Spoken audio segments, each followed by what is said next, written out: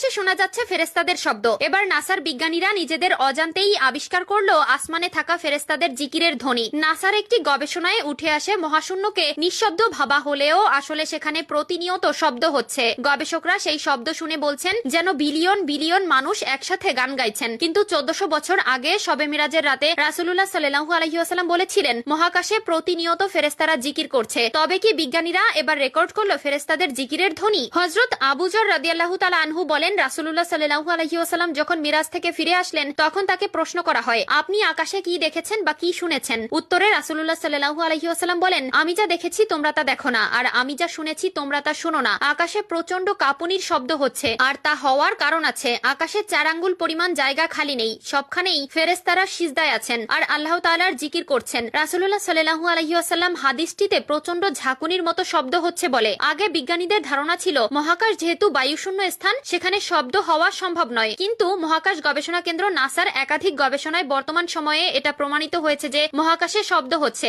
নাসার গুরুত্বপূর্ণ সব প্রতিবেদনে দেখানো হয়েছে কিভাবে মহাকাশে শব্দ হয়। এমনকি নাসার আধুনিক টেলিস্কোপ ও যন্ত্রপাতির সাহায্যে এসব শব্দ রেকর্ড করা হয়েছে। চলুন একবার শুনে নেই সেই জিকিরের শব্দ।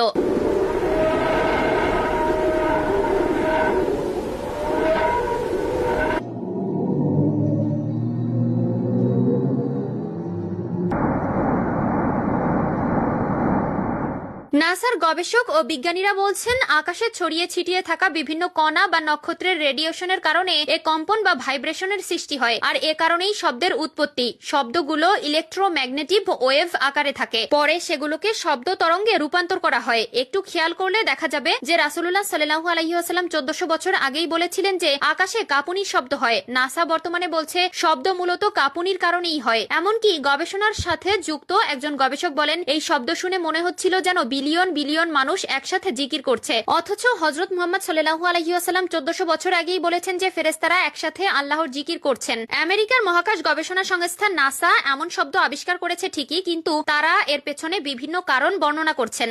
কোন গবেষণায় বলা হচ্ছে নক্ষত্রের চৌম্বক ক্ষেত্র, কোথাও আবার বলা হচ্ছে প্রাচীন মহাবিশ্বের বিস্ফোরণের শব্দ। তবে শব্দগুলো মহানবী সাল্লাল্লাহু আলাইহি ওয়াসাল্লামের হাদিসের বর্ণনার সাথে পুরোপুরি মিলে যায়। এছাড়াও রাসূলুল্লাহ সাল্লাল্লাহু আলাইহি ওয়াসাল্লাম আরো বলেন, উটের পিঠে চড়লে যেমন শব্দ হয় আসমান তেমনই শব্দ করে উঠছে।